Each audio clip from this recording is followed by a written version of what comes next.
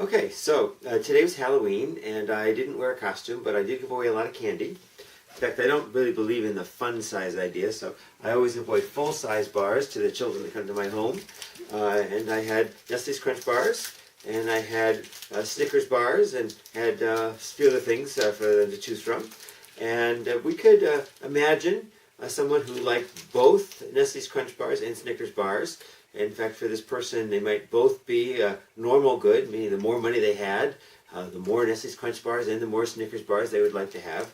And we can imagine that they're different enough that there could be some sort of diminishing marginal utility between the two of them. That if you had eaten a ton of Nestle's Crunch bars, you might just be craving for a Snickers. And if you'd had a lot of Snickers bars, having a Nestle's Crunch bar might just be that little change that you might like. So if you had a bunch of Snickers bars, you might be willing to trade a few of them away for Nestle's Crunch bar, but if you had only Nestle's Crunch bars and no Snickers at all, you might be willing to give away a bunch of Nestle's Crunch bars to get a Snickers bar because you just hadn't had one in a while and you really want one. And so that means that we would have indifference curves that have our usual shape, which we'll illustrate in a minute. But first, let's assume that we have a person that, as I said, likes them both, has $10 to spend, and just to make the numbers easy, let's just assume that each costs $1 each, $1 for a Nestle's Crunch bar, $1 for a Snickers. So if we know the prices and we know the income, we can do a budget line.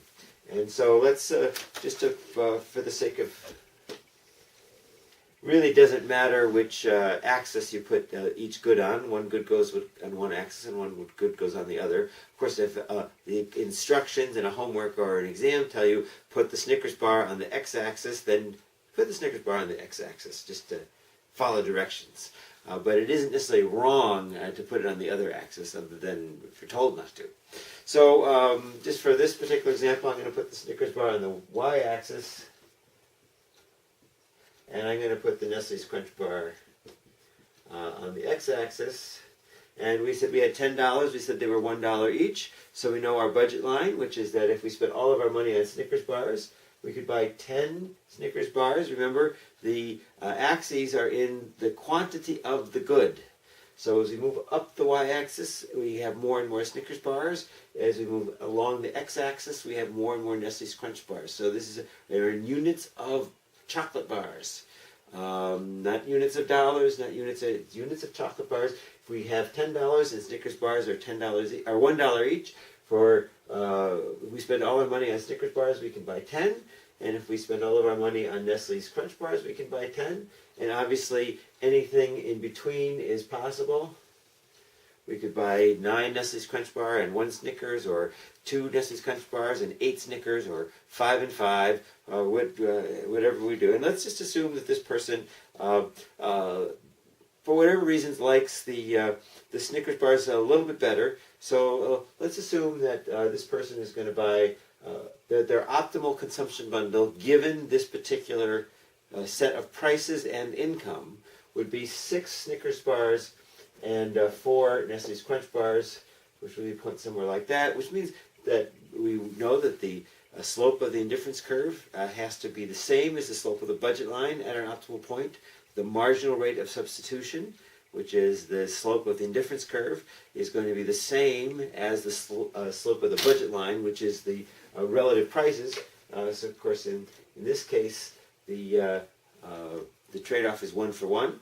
And so, because the prices are the same, and so there's some sort of indifference curve that looks like that, and let's imagine that it's tangent there, and it has that concave shape, so we're talking about the diminishing marginal return, the diminishing marginal utility of one good against the other. The more Snickers bars you have, the more you're willing to trade one off, or more than one off even, for a Nestle's Crunch bar. And out here, the more Nestle's Crunch bars you have, the more you're willing to trade a few of them off for 1 Snickers bars. And right here at this point of 6 Snickers bars and 4 Nestle's Crunch bars, you are in that 1-to-1 range, and we know it's 1-to-1 because that's also the trade-off in terms of the prices, because the prices are the same.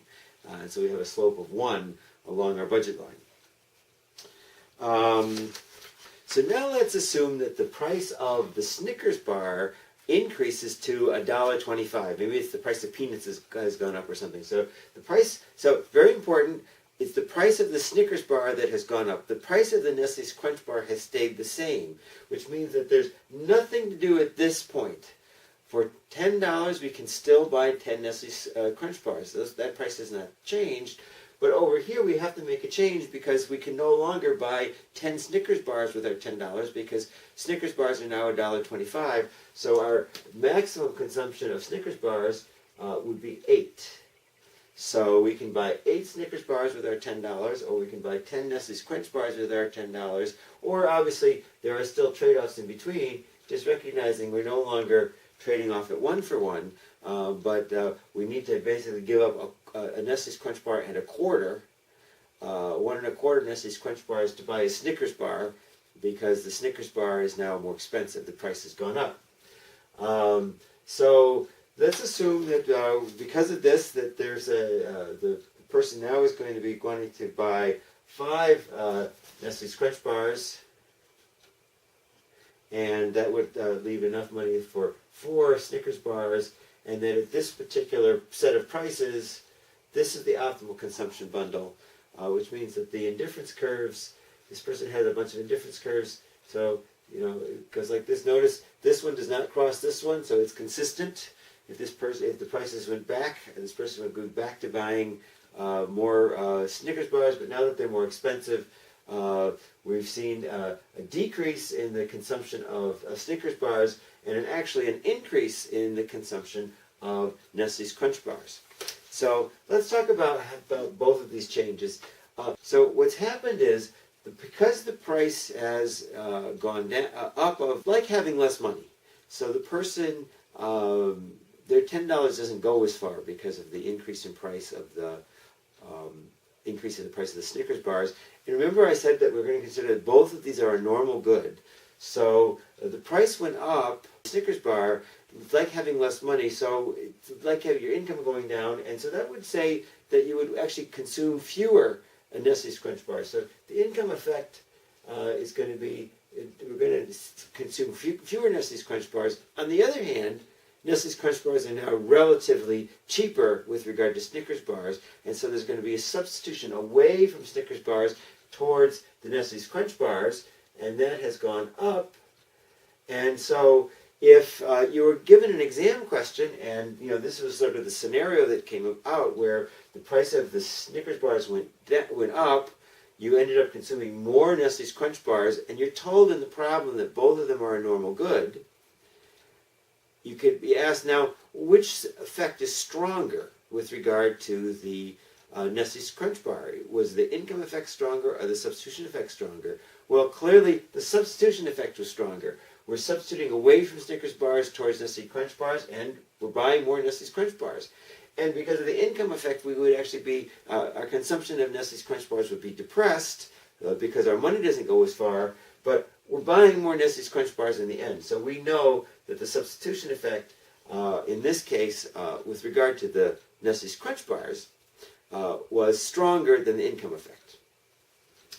Now with the Snickers bars, as you can see, we went from consuming 8 of them to consuming 4 of them. Oh, excuse me, we went from consuming 6 of them to consuming 4 of them. Oh, this chart really was not drawn very well. Imagine that this was a 6. That the 6 somehow went over here, that this is a straight line, because of course we have 8 there now. So that we were consuming before 6 Snickers bars, and now we're consuming 4. So our consumption of Snickers bars has gone down by 2. Well, in this case, of course, we have the substitution effect saying consume less because Snickers bars are relatively more expensive with regard to the Nestle's Crunch Bars. So we're substituting away from Snickers bars towards Nestle's Crunch Bars. And as I said before, we're also in a situation where because the price has gone up, it's like we have less money. And it feels like we're poorer. And so the income effect would also say buy fewer Snickers bars. And so we could do that thing I showed you in class where we sort of parse out the income effect and the substitution effect. I'm not going to make you do that for this first midterm, but just understand that both the substitution effect and the income effect, in this case, are moving in the same direction.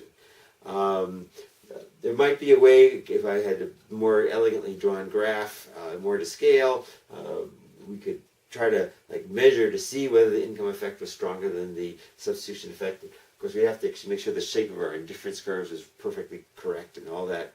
I just haven't drawn it well enough to be able to do that. But we certainly can say that the substitution effect and the income effect with regard to the Snickers bars are moving in the same direction by fewer Snickers bars.